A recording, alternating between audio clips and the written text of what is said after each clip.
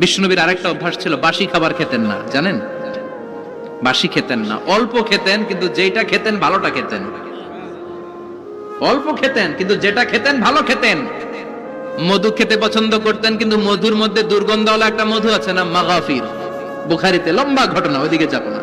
এই মাগাফিরের মধু উনি খেতে চাইতেন না। ভালো সুগন্ধিওয়ালা মধু তিনি বিশ্বনবী খেতে পছন্দ করতেন। বিশ্বনবীর খাবারের তালিকায় সবচেয়ে পছন্দনীয় তালিকায় ছিল এই মধু। মধু খেতেন, দুধ খেতেন, খেজুর খেতেন, জব খেতেন, বার্লি খেতেন, ছাগলের বাজুর মাংস খেতে পছন্দ করতেন, সিনার মাংস। সুবহানাল্লাহ কইবেন না? What a choice! কি চয়েস ছিল বিশ্বনবী! বাজুর মাংস খেতেন। বিশ্বনবী লাউ খেতে পছন্দ করতেন, লাউ। রুম্মান ফল খেতে পছন্দ করতেন, রুম্মান মানে ডালিম। রুম্মান মানে কি? ডালিম খেতে পছন্দ করতেন। মাশরুম খেতে পছন্দ করতেন। সুবহানাল্লাহ পড়েন। মাশরুমের স্যুপ পাওয়া যায় না রেস্টুরেন্টে?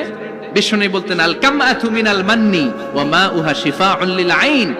এই কামআহ মানে মাশরুম, ব্যাঙের ছাতা, এটা হলো মান্না সালোয়ার মতো দামি খাবার। আর এই মাশরুমের স্যুপ চোখের জন্য মহৌষধ। যাদের রাত কানা দিন কানা আছে, মাশরুমের স্যুপ খান, চোখ ভালো করে দিবে কে? এজন্য বিশ্বনবী যেগুলো খেত এগুলো খাওয়ার দরকার আছে না নাই? বিশ্বনবীর যে সুন্দর চরিত্র ছিল, আচরণ ছিল, এগুলো পালনের দরকার আছে না নাই?